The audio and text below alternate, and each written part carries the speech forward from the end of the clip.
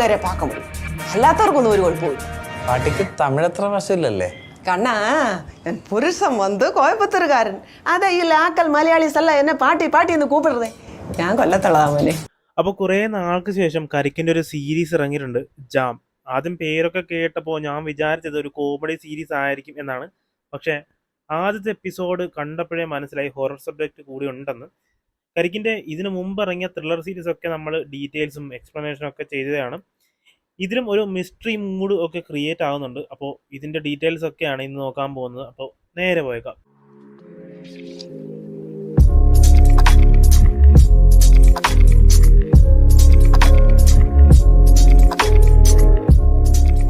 അപ്പോൾ ആദ്യം ഇതിൻ്റെ പേര് നോക്കാം. കാരണം ജാമെന്ന് കേൾക്കുമ്പോൾ നമ്മൾ വിചാരിക്കുന്നത് ഒരു കോമഡി സബ്ജക്റ്റ് ആയിരിക്കും എന്നാണ്.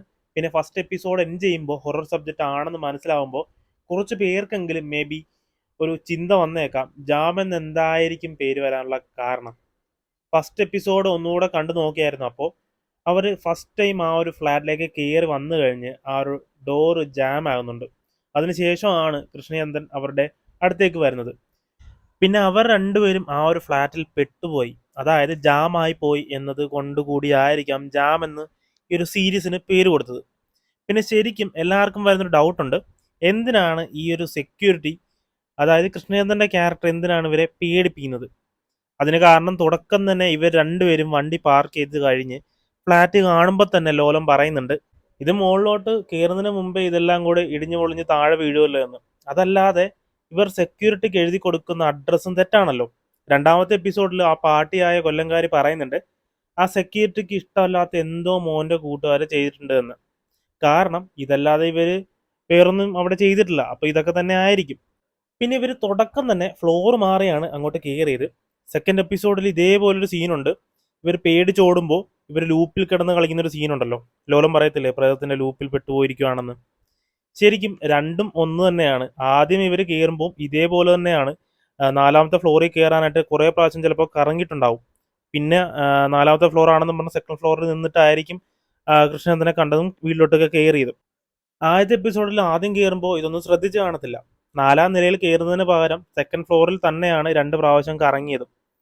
ഈ സെക്യൂരിറ്റി വന്ന് പേടിപ്പിക്കാനുള്ള കാര്യം സിമ്പിളാക്കാനേ സാധ്യതയുള്ളൂ. കാരണം ഹൊറർ കോമഡി ആണല്ലോ. പിന്നെ എനിക്ക് പേഴ്സണലി തോന്നുന്നൊരു കാര്യം എന്താണെന്ന് വെച്ചാൽ, കൊല്ലംകാരിയുടെ ഭർത്താവായിട്ടുള്ളൊരു ക്യാരക്ടർ ഉണ്ടല്ലോ, ചിലപ്പോൾ ജോർജ് ആയിരിക്കും ആ ഒരു ക്യാരക്ടർ. ആ ഒരു സൗണ്ട് കേട്ടിട്ട് അങ്ങനെയാണ് എനിക്ക് തോന്നിയത്.